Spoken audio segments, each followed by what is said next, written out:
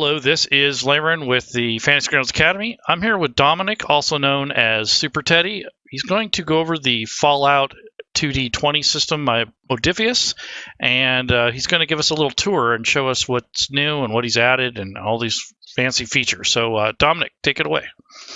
Thanks for having me. And so first, just kind of some background information. This is one of our first internal rule sets since I believe 5e. So we definitely took it a little bit on the in hand to try to provide as best experience as possible with this new rule set. First thing I always like to try to go through is character creation, because that's usually one of the things that usually impacts players and GMs the most, because GMs usually have to help their players while players are still trying to get accustomed to the system. One thing that we did add that is kind of brand new is the seamlessness to the character wizard. This particular system has a built-in character wizard to help guide players and GMs alike on how to build their characters. The first thing I would highly recommend before you go through any of this process is, number one, GMs, make sure you're sharing your modules, and players, make sure you enable those modules, which you can easily access through the module section and by hitting the activation button and locating one of the actual core rulebook or any other supplements that may future come down the road. That contains any kind of origins or perks, because that's what the character wizard does pull the information from, is from those modules. And as you can see, we already got the core rulebook already enabled. So from here, I took a little different take on the character wizard that is provided in 5e by providing a little bit more textual directions in terms of what it says in the core rulebook, and then on top of it, provide you a little bit more information on how to interact with it through the actual rule set itself. As you can see, it asks you to select an origin. You can click on the link. It does provide you with a link directly to the record and a little bit more background information of your choices.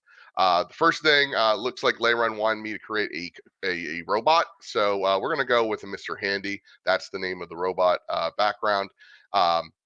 And then from there, also, as it says here in our little description, that once you complete, you're going to have to add your own equipment and your tag skills, the equipment from your tag skills by hand. What I usually recommend is, once you've made your selection, click on the link and keep this on the side just for safekeeping, because you're also going to have to choose a trait as well. In most cases, it's only one.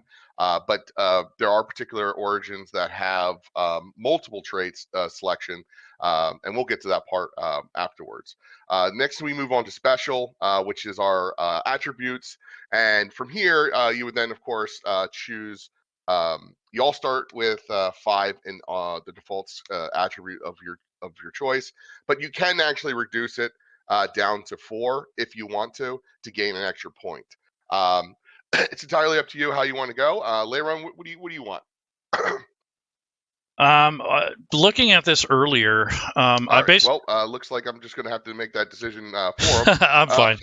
No worries. Looking at this earlier, I was going to build something similar, but I was going to leave luck as it was, or reduce that by 1, and then put more into perception, intelligence, and charisma. And then the rest, I would just kind of, leave it as is, like at 5 or 6. So. Well, you have 2 extra points still to play with. Yep. So probably put it in intelligence, and then maybe 1 in perception. Okay. Looks like actually you have 1 more point to spend. Sorry. Okay, so let's put that in agility. All right, now we've hit the mark. Now, just in case you're playing in a homebrew campaign for whatever reason, the GM decides to give you more points, the system does not block you from playing that way. This is more of a helpful reminder that this is the actual rulebook way of playing, and it's highly suggested to play that way. Because everything's kind of balanced around. Modiphius does a really good job of balancing their system around their mechanisms. But we like to also cater to the homebrew crowd. So if, say, you wanted an extra point, you can do so. It doesn't yell at you. It doesn't not let you do it. So you play your way. Best way I can explain it. So next we move on to the skills.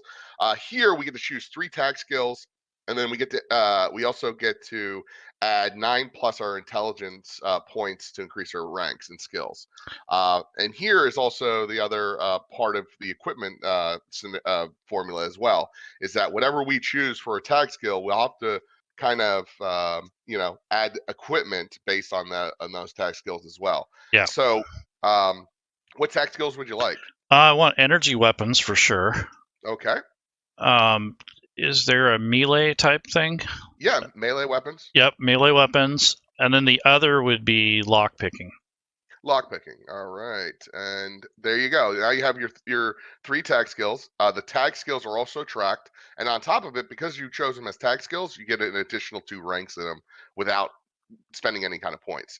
One thing I also added as well to help out with selection, especially if you're brand new, is if you mouse over any of the skills, it gives you the reference manual breakdown of what that skill does, what attribute it's married to, and also how do you use it.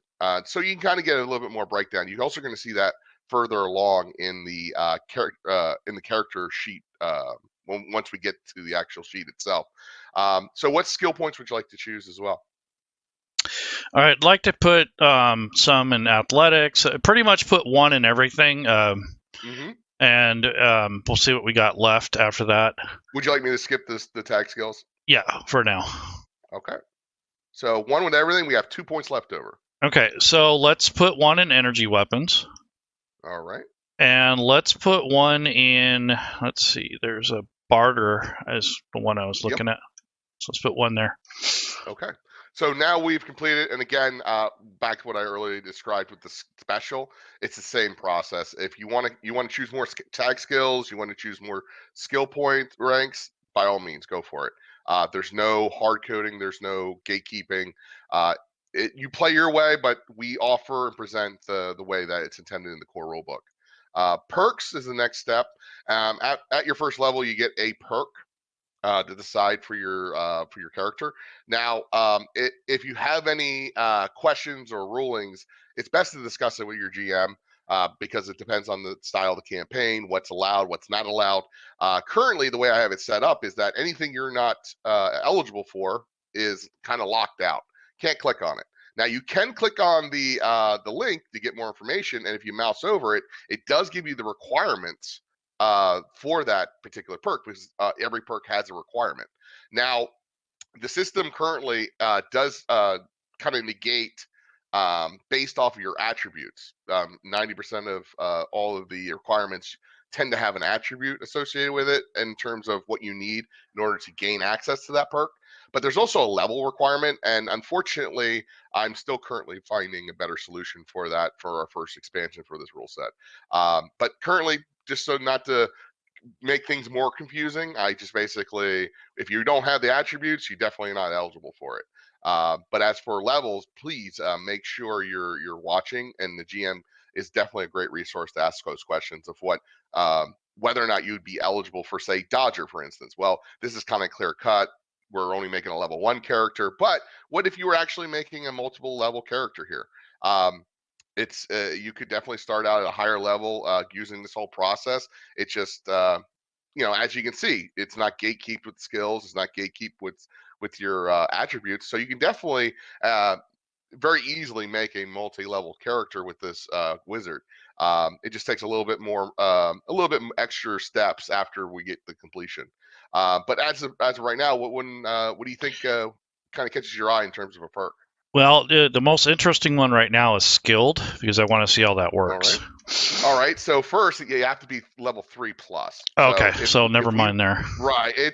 Like I said, because there's no requirement for an attribute, it kind of shows up. I see.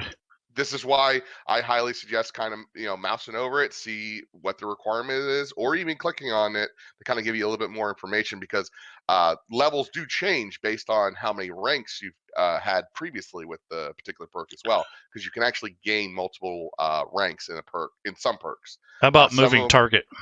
Let's have a look at that. Moving target. All right, so that's an agility 6 requirement, and yeah, it says you take the sprint action, your defense increases by +1 until the end of your next turn. So would you like that? Yep. All right, so we've chosen moving target, and now at this point we're basically complete. At least with what the character wizard can offer currently. Then we can just hit, if we're happy with all of our choices, I would just suggest kind of clicking through just to be sure one more time, and then hitting complete, and then that brings you to your character sheet. And as you can see, it fills in all the gaps. The first thing I would suggest is, as you can see, I took the origin, I made sure I had that handy, and I slide my trait right into there, and it's ready to go. The inventory selection. Now, we have a choice between 5 different equipment packs that we can make a choice from. Right. We can choose to be a Miss Nanny, Mr. Farmhand, a Mr. Gutsy, a Mr. Handy, or a Nurse Handy. So as basically what this does is it gives you your starting equipment and also any choices that you have to make based off of the archetype as well. Usually what I usually suggest is look at the archetype and kind of see if this kind of fits your play style. And of course, you could also just, wing it if the GM doesn't want to play with the equipment packs. Kind of just they make the decision of what you get for the adventure. It depends on where you're starting and how you're starting. So any of these kind of look enticing? Yeah, so I was thinking of, we're doing equipment, right? So Yep. Definitely a laser type weapon, and I know that robots, for some reason, they do get a couple freebies to start with. So you might want to be a Mr. Gutsy. Yeah. You start out with an automatic pistol attachment. You start out with a buzzsaw, and you start out with a laser emitter, which is Perfect. a laser gun. Yep.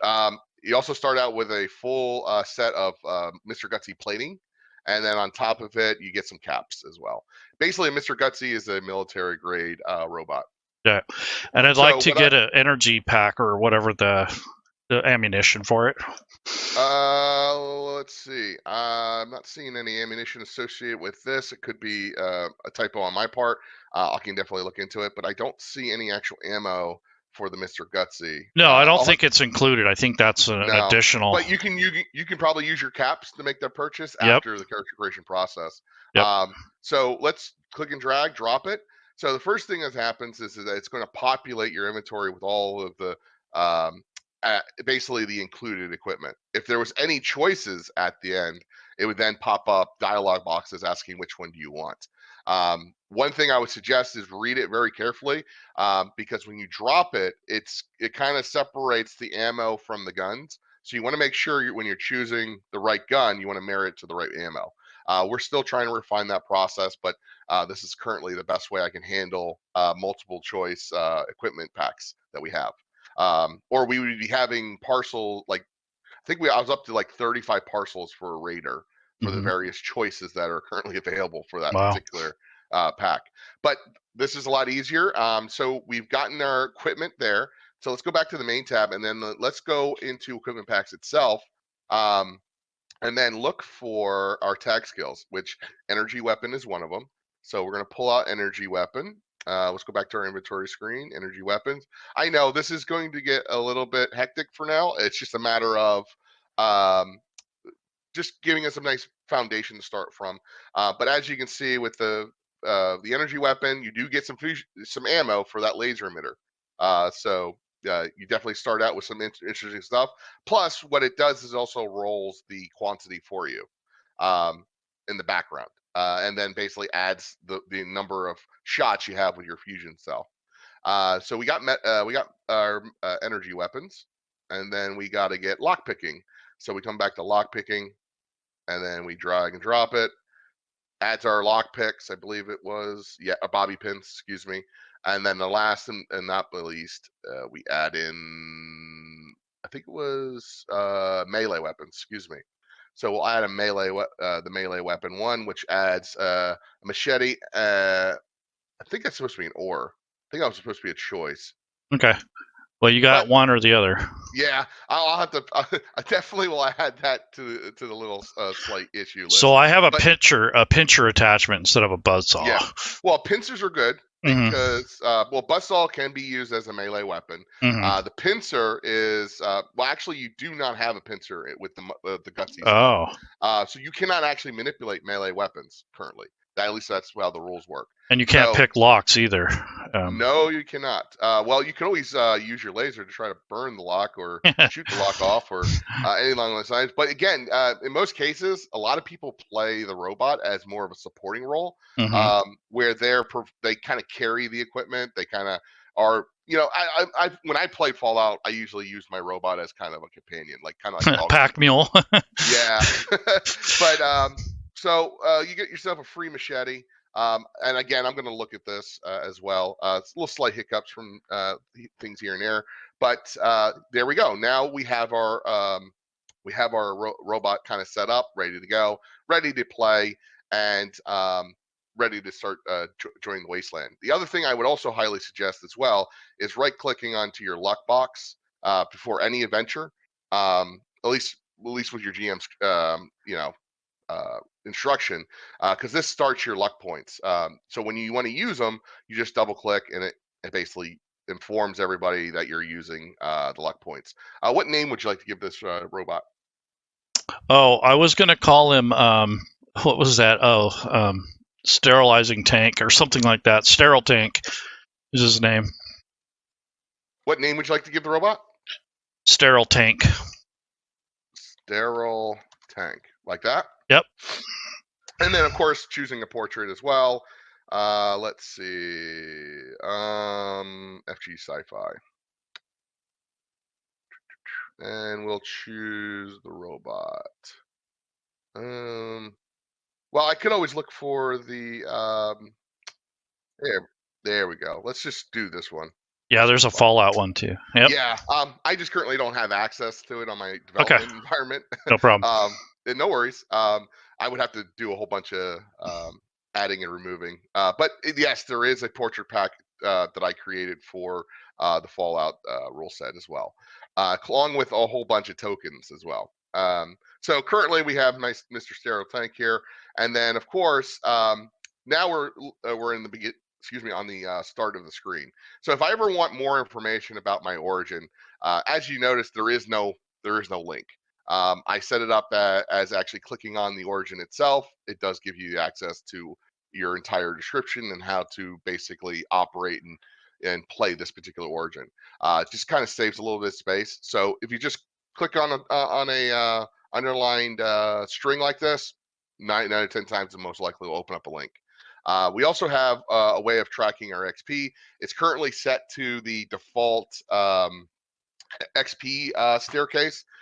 So if I go to, say, enough XP to get to 101, once I have that selected, it changes the widget for the XP to a little kind of green arrow up. That's indicating that you have enough XP to level up. Now, you can level up at any point by just simply clicking on the button, and going through that process is similar to the character wizard. So when I hit the XP button, it's going to ask you similar questions. It's going to ask you what perk you want to go with, and kind of go through that process. Now I can hit cancel here and just basically back out, and it's not a really big deal. So if you want to kind of get you want to kind of look at that process but not really jump in, you can always click on the button, hit cancel to back yourself out. So now one thing I also made changes to is how it's kind of set up on the character wizard. We attempted to try and make it a single click as possible. No double clicking is really required unless you're dealing with the GM side of things, where you both have an edited window, kind of a frame that's editable by clicking on it and changing the number. And then while it's editable, it is double click. But once it's locked, it is a single click process. So if I want to, say, roll athletics, I just simply left click and it rolls the dice. This is more aimed for laptop users who have a little bit, sometimes some trouble with the trackpad. So this should help out with that whole process. Editing, now, one big question that I was asked early on in development is, well, how do you edit the fields? We added these edit buttons to the sides of these fields to basically allow you to kind of edit up and down. It does fit within the kind of the min-max of the rule set. And if that is a problem, just kind of present your feedback to our bug report thread, and it'll be definitely considered to raise or lower depending upon what you think it could go to. But right now it's kind of set to the rule set. But again, you can add and subtract your attributes and skills at a whim.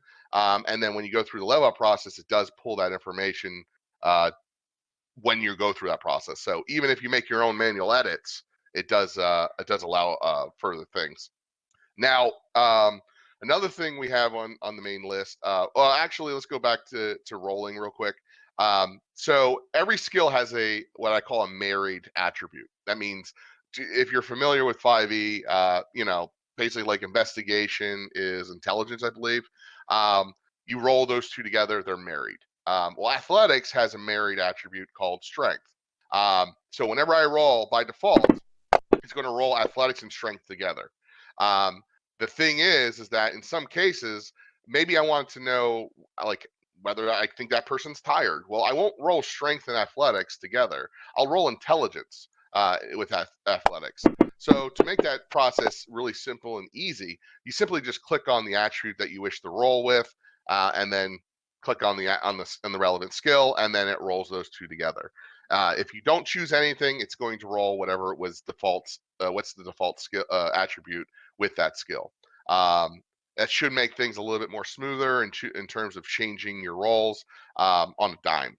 And also, as you can see, it also changes the target number for each of the 2d20 rolls, which in this system, you roll a d20 and you're attempting to get below that target number to gain a success. And depending upon the difficulty of the task, you have to either equal or get a greater. If you get a greater success, you start basically accumulating what they call action points in this system.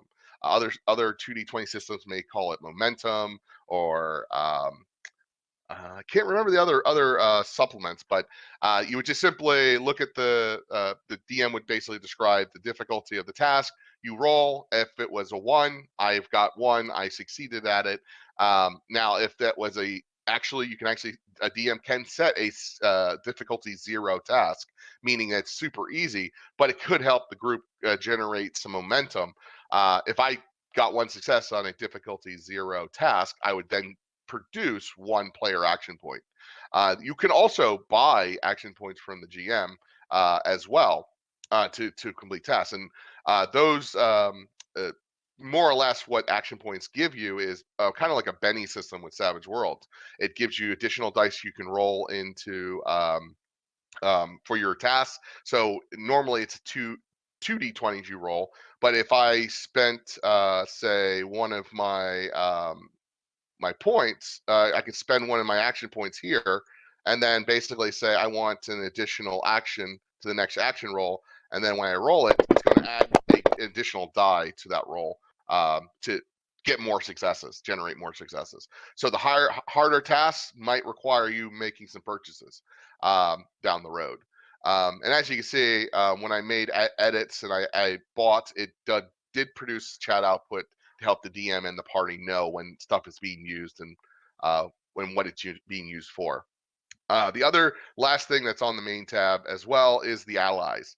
Allies are very important in the 2d20 systems that are throughout. It gives more bodies, more actors to the scene.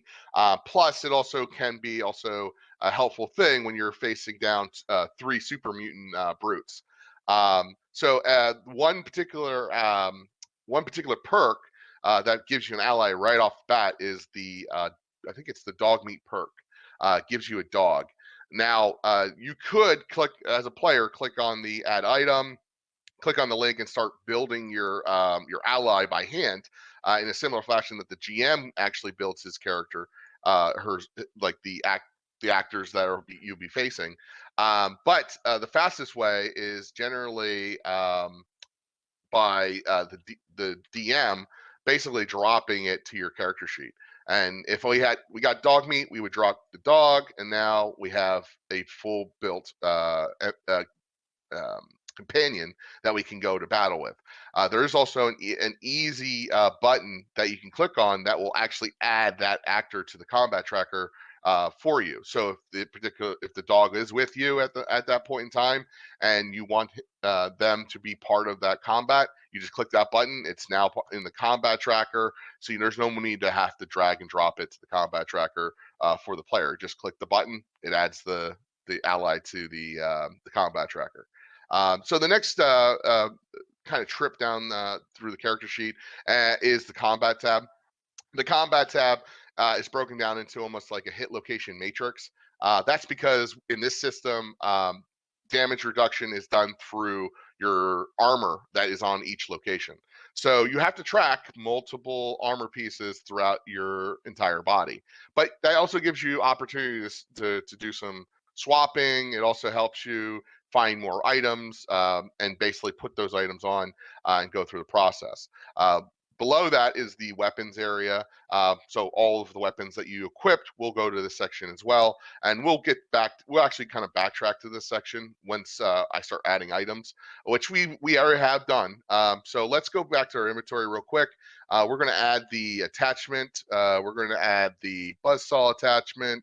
We're going to attach the laser emitter. And then, of course, we're going to actually add all of our plating as well.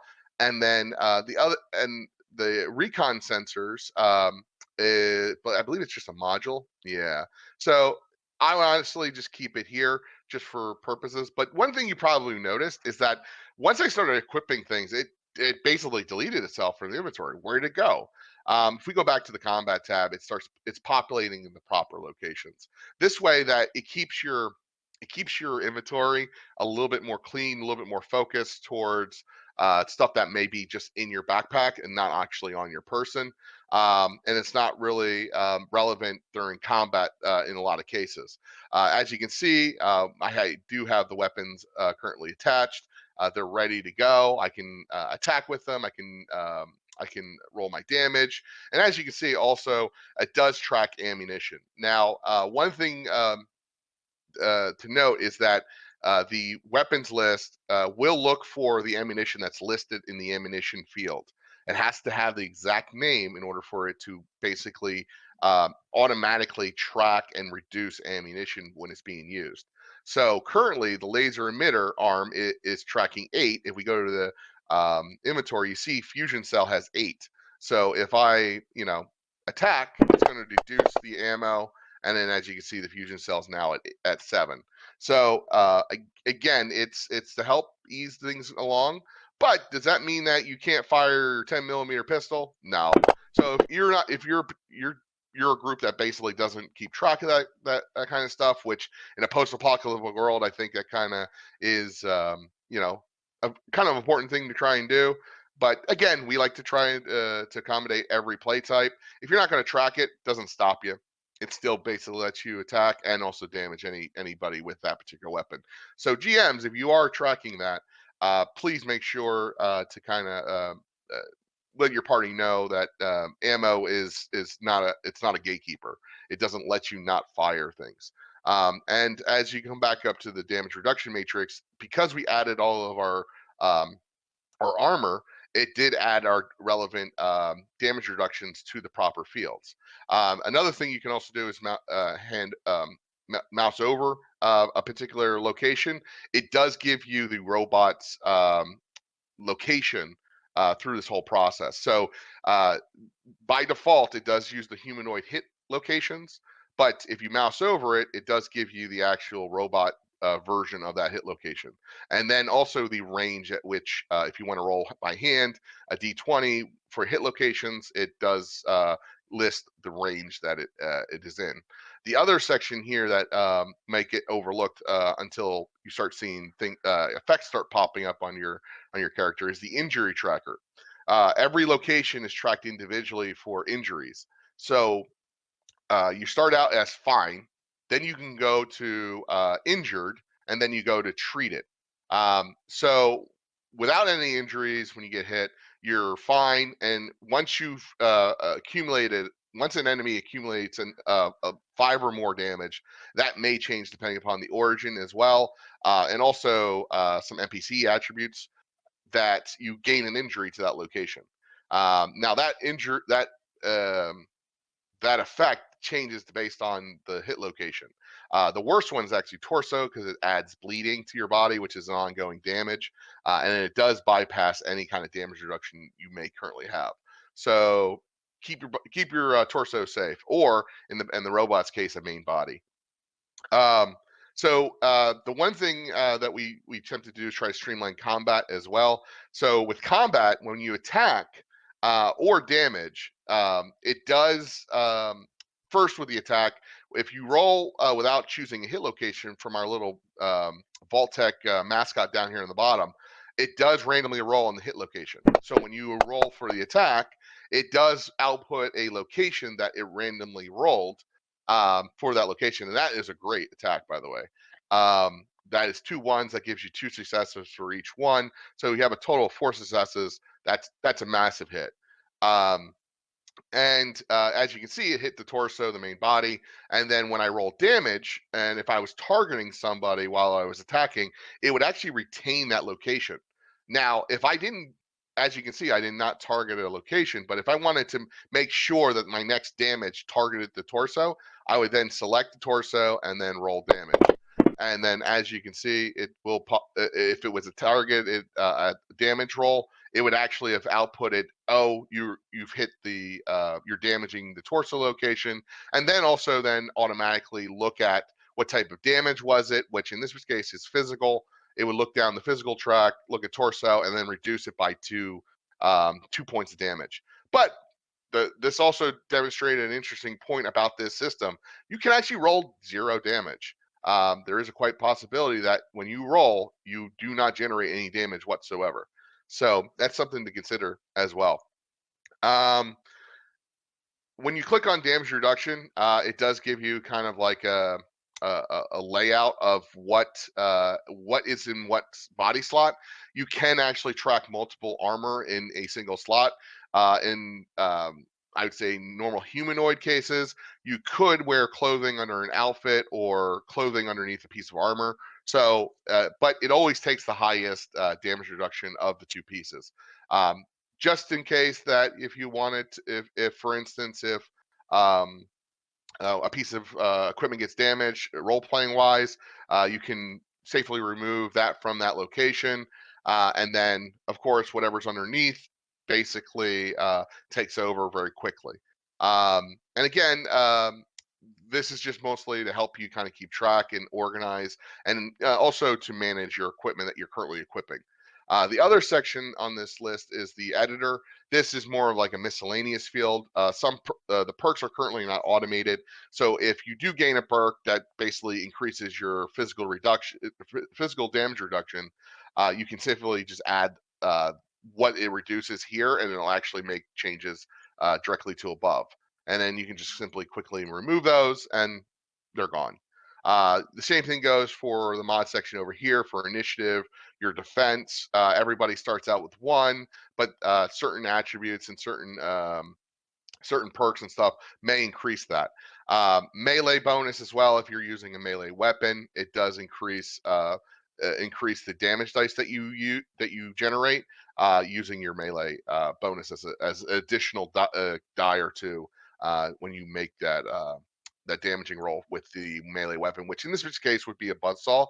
So I currently don't have a melee bonus, so I would not have any additional dice I can generate well, that's just from our derived statistics. You of course can use your action points to make those purchases as well. And of course, the last frame here is the HP section. It gives you basically as much information as possible, like for instance, your poison damage reduction, any fatigue points that if the GM is using that particular feature of the rule set, can track it there as well. And then if you need to make a first aid or a repair roll, you would basically click here and then make sure you're choosing the correct one. And then you can, of course, roll it, and then it would actually then perform the task. Now, the amount that you heal for is based off of your medicine or your, I believe it's your repair skill. If you don't have any ranks in those particular skills, it will not let you roll this particular from this particular area, you would have to come back and actually roll it from your main tab if you want to attempt that skill. So that is the combat tab, which I would say during combat you would kind of sit here majority of the time. And then we'll go back to the inventory screen one last time, where it does have the tracks for hunger, thirst, and rest, which in robot terms, that means nothing. I don't have to worry about that. But there is no automation or mechanical value currently built into these until I can get more information about this particular mechanism. But right now, it's just there to help players keep track of it. So if the GM is using this particular feature from the system, they can just simply make sure that they're tracking at where they're at in the track. And you just click on it and get to the right location. The other thing that is tracked is currency, which we did convert rare, uncommon, and common materials as a currency because you can actually use it for various other things than as an item, and it's much easier to track and keep track of, not as an item. For any future expansions that we might think about pumping into the system. So that's why it's currently there. And also we have an area here that you can actually add in any notes, and also if you're using any kind of custom currency, like for instance, pre-war script. I forget what the Californians use in the system, but anything that you want to use as a currency, the current currency system can handle that. And then, of course, setting it up as a parcel is very easy for the GM as well. And the last but not least is the notes section, which it's pretty much as it is. So that's the character sheet in a nutshell. Did you have any questions, Layron, related to the character sheet? No, I actually like to do a combat thing in our next video if we get time. Okay, sure. Because we'll do a combat section. Sure, yeah, and I would like that as well because a lot of basically what I couldn't automate, I basically added as effects. And understanding those effects, it would be very important to help streamline any kind of combat. And also, there's a lot of automation related to those effects. It's kind of how 5e kind of handles a lot of things, but I would use kind of better language to help kind of illustrate what this effect does, and hopefully that comes across. And you can definitely get that list from the wiki for Fallout 2D20. There is a section on our wiki that basically breaks down just like 5e or any other rule set that uses effects. And you need to understand that wording or it will never fire correctly. Okay. The last, we'll move on to the NPC sheet. And I showed you the ally version of the NPC sheet. And now this is currently the GM side of things. And currently I'm kind of loaded with the module data, and 90% of the time you're going to see, at least a GM, when they load the core rulebook, everything's going to be red locked. If you want to make changes or not use a NPC like as is, simply just drag and drop it back into the master index, and now it's editable.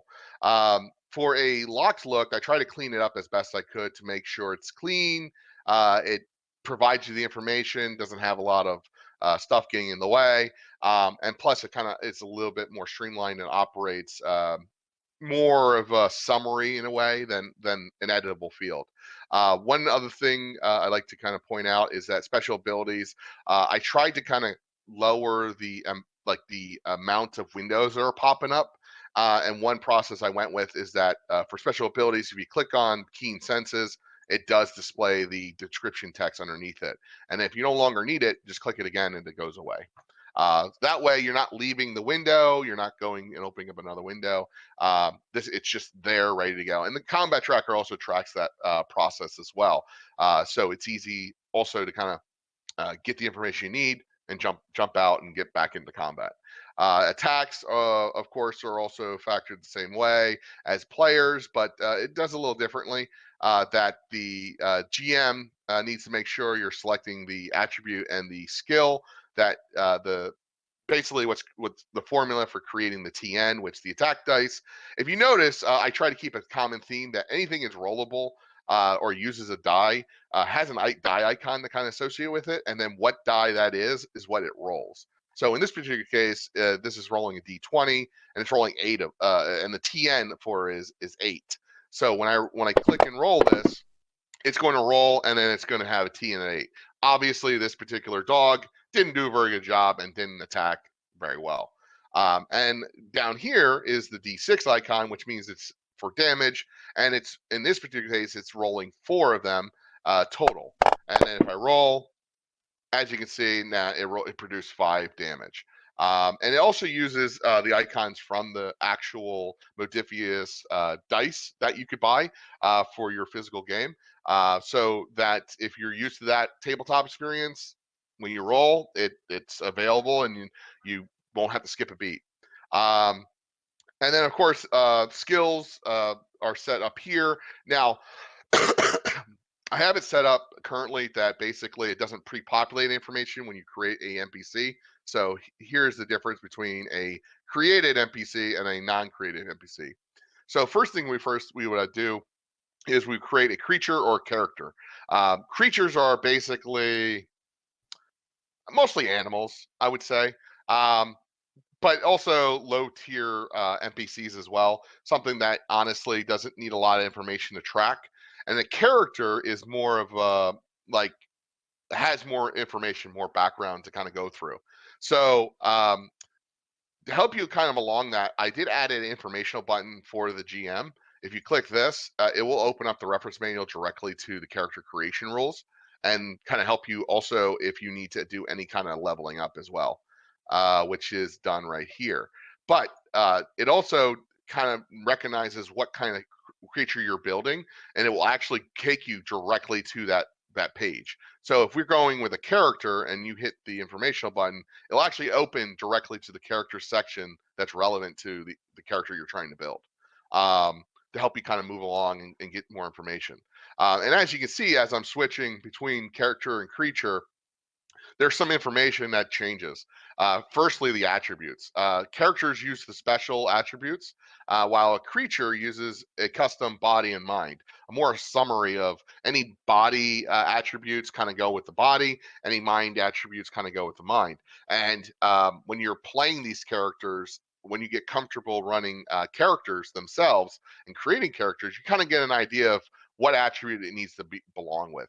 And then, of course, we also can then create any kind of skills. Generally, creatures, excuse me, get guns, other, and then melee for skills. The reason I did this is because maybe down the road they might add a supplement that maybe expands further on this, maybe gives creatures more skills or anything along those lines. So I wanted to make sure this was very open, or if maybe an adventurous GM wants to create their own skills for this particular system, I say go for it. But generally that is how the skills are set up. And the same thing goes for when you go to become a character.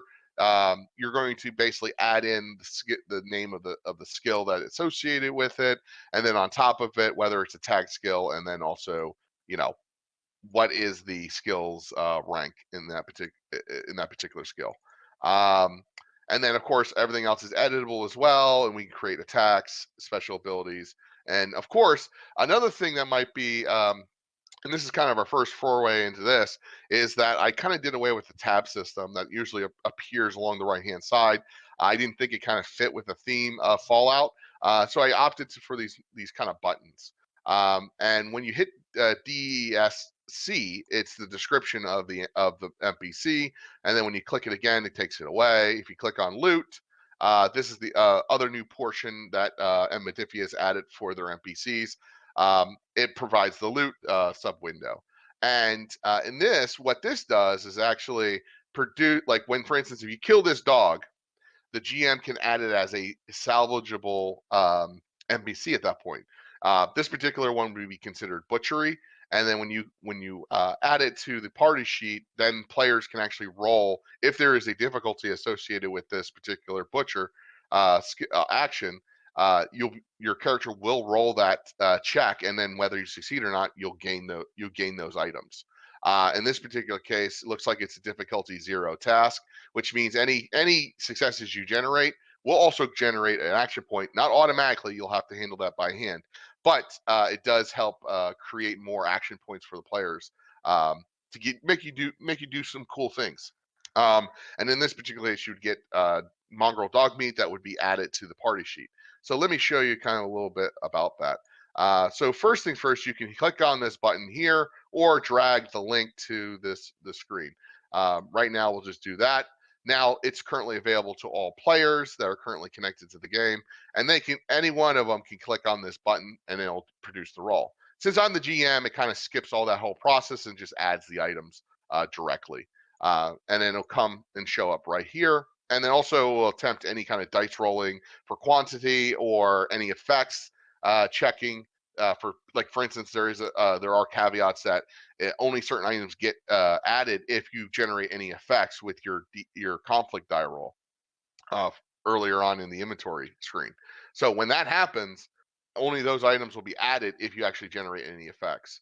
And of course, this then becomes available for the party. Then the GM can distribute those items. And to make the process a lot quicker, I added it to the NPC record, or you can simply just drag and drop stuff, including an actual encounter to the screen, and it'll actually generate all of those skill tests for you without any skip and beat. And then, of course, you can do the same thing with the XP section and distribute your XP based off of who's in the party sheet. So you want to make sure you add everybody to the watch order, and then that makes everybody available for the loot and also the XP sections for the party sheet.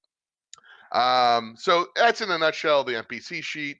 And then, of course, I did also add in some additional tracking for certain abilities. So, for instance, let's clear my section here. So, for instance, the bloatfly has some special abilities like immune to radiation and little, and that has some universal effects across the board for all NPCs.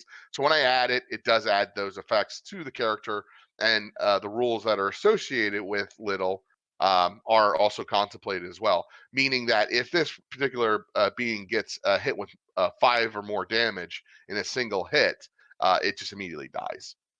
And of course, immune to radiation means that any radiation damage suffered is now 0. And it handles all that for you. And then the one section that I like to always kind of show off with this particular rule set is the items. Items are, in their own right, kind of what took the longest part of this whole development process. For one, basically all the items that are in the core rulebook have been made and are available for you with just simply drag and dropping. I did provide as much information as possible that was provided through the book to help you understand what's going on. And without kind of breaking down all of what you're seeing here, the rules really do describe it much better than I could. Like we could be here all day kind of explaining all these different options and things along those lines. But the one key thing is that with items, they also come with certain items come with the opportunity for mods or modifications to them.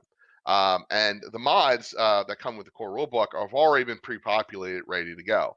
So these are the mods that this particular item is eligible for.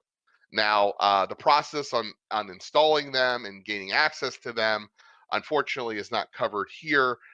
So you'd have to kind of roll by hand with the GM's knowledge that you're making this attempt.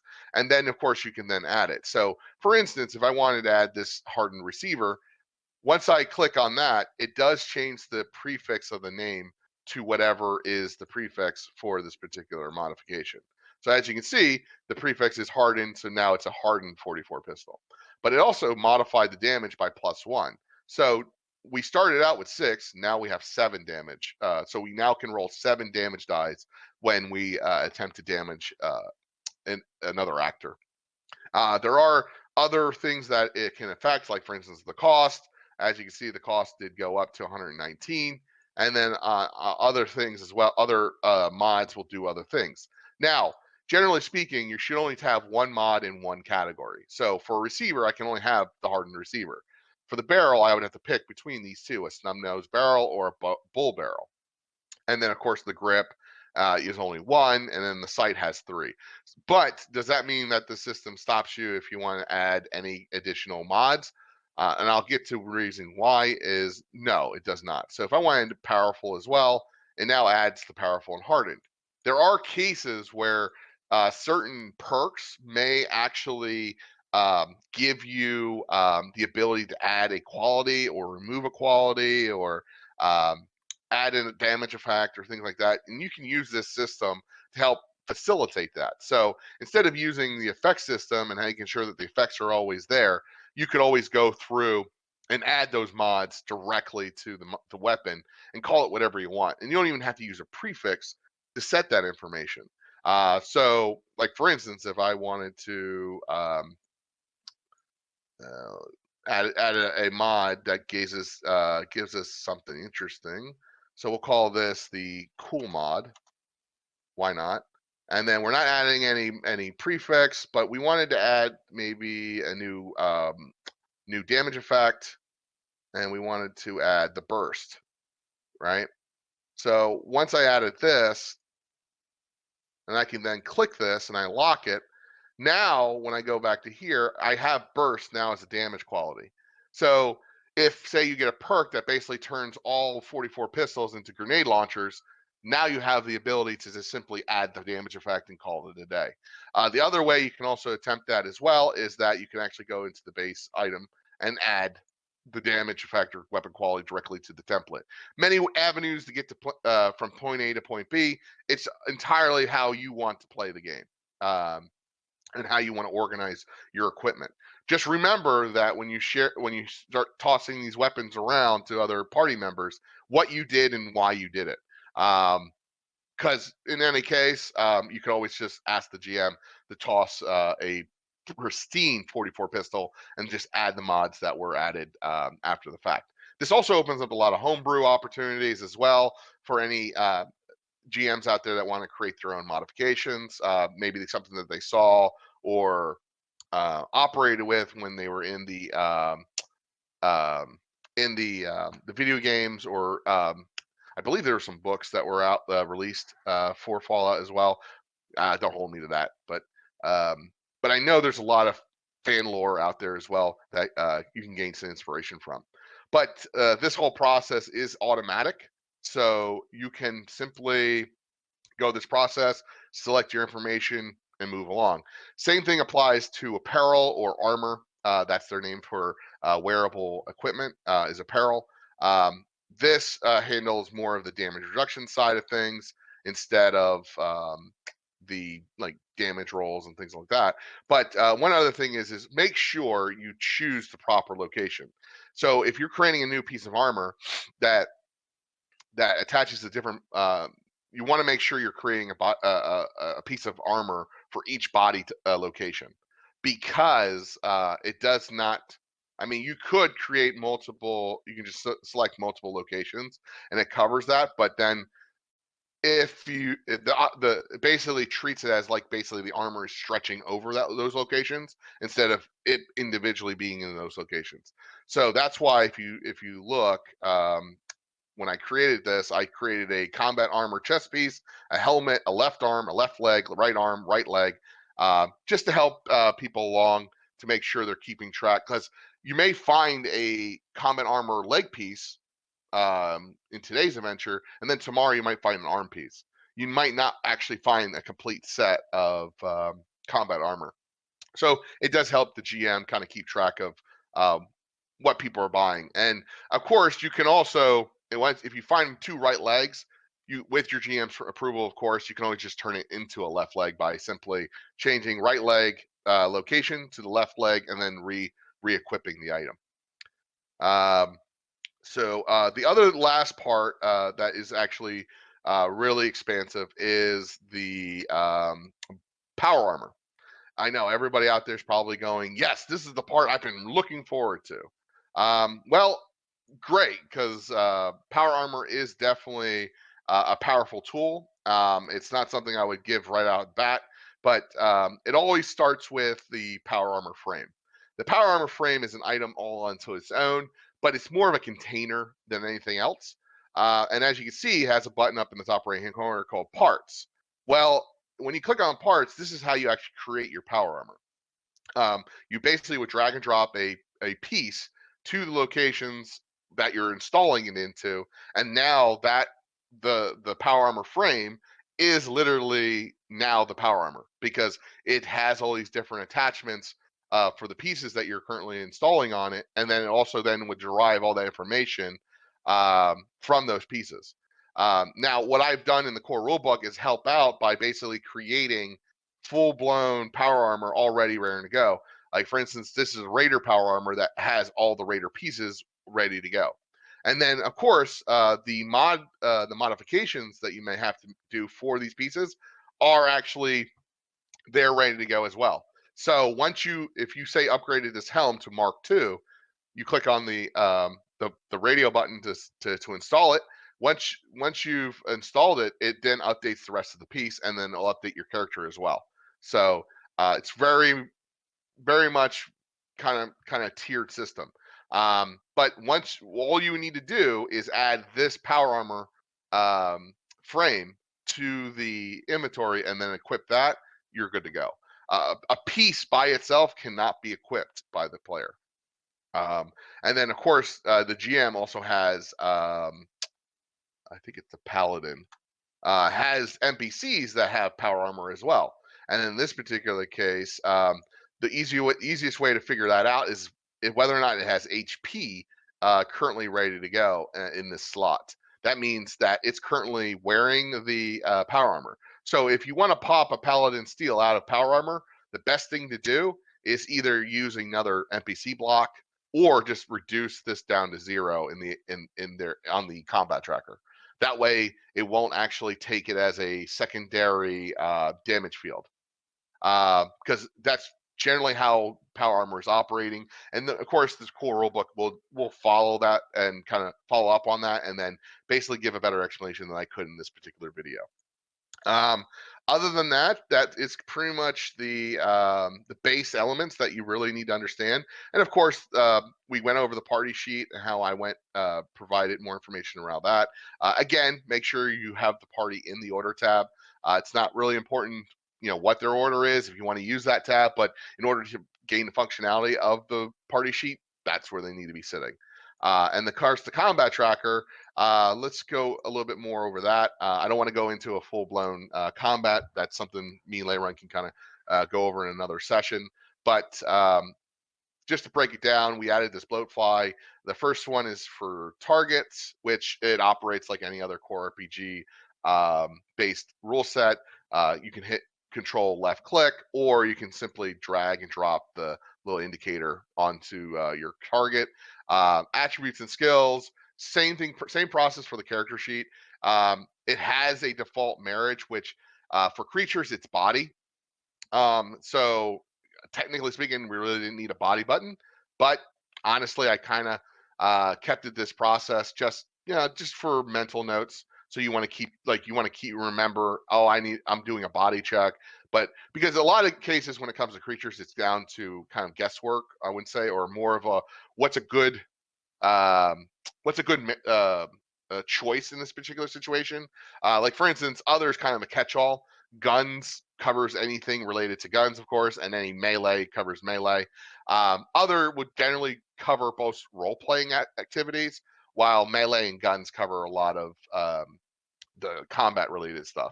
And then, of course, mind is, covering any of like intelligence or I'd say intelligence, perception, things along those lines. You would want to use mind and other. So I would click on mind, roll this, and now the blowfly is trying to see if he can catch somebody. And of course, the chat output also displays any kind of complications that you may have generated from this particular roll. The next tab, of course, is the offensive tab. It's the same thing as the NPC sheet. It just breaks down all of your combat options. And then the last but not least is special abilities, and that, of course, it just breaks down all of the special abilities for this particular NPC. And then, of course, the effects that effects section. We have some here. The only one that has mechanical value right now is bleeding. The rest are kind of textual, just for helping the DM kind of keep track of who's dazed, who's prone, who's encumbered, who's dying, that kind of thing. And then, of course, we don't have any actual preset modifiers right now. And then down here in the bottom of the desktop, we have our complication range. So if it's a complication to task or situation, or in their terms, risky, you would click that, and then every roll now generates a complication on 19 to 20 instead of just 20. And then if you go to 5, 5 would be treacherous. That generates, I believe, in 16, I think it is. So when you're rolling, the one thing you have to remember about the complications is that as a GM, this is only going to be available for GMs, is the complication range. The one thing you have to remember is that it will not deselect after every roll, because there are situations where a particular scenario is default risky. It's not going to change. Maybe you're trying to defuse a bomb. Well, as a DM, I would basically sit there and say, well, guess what? Now every skill roll is going to be a risky roll. So if you no longer want the next roll to be considered complication 2 range task, then you're going to have to deselect the complication 2 to bring it back to 1. And then, of course, right-clicking any of the action points, either as a player or the GM, will give you spending options. Now, you can, of course, just spend them all willy-nilly by simply dragging off of the pile.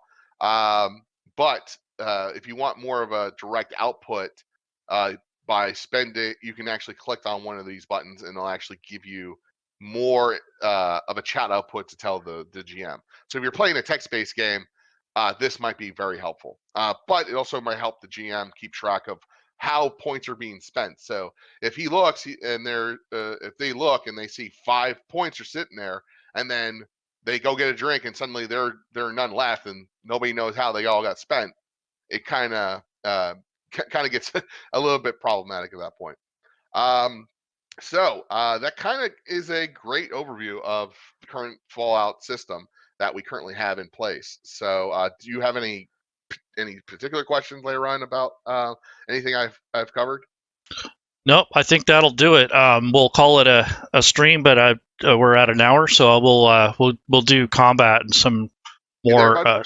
Yes. So what we'll do is we'll record the combat and maybe some skill checks and using the the ranges and such. So join us next time, and we'll try to get a part 2 out to describe more of the rule set. Awesome, and thanks for having me. This was great. I love to help out the community as best way I can, especially with, as you can see, there's a lot of new features that are just not inherent with other rule sets. So a little explanation can go a long way. Yep.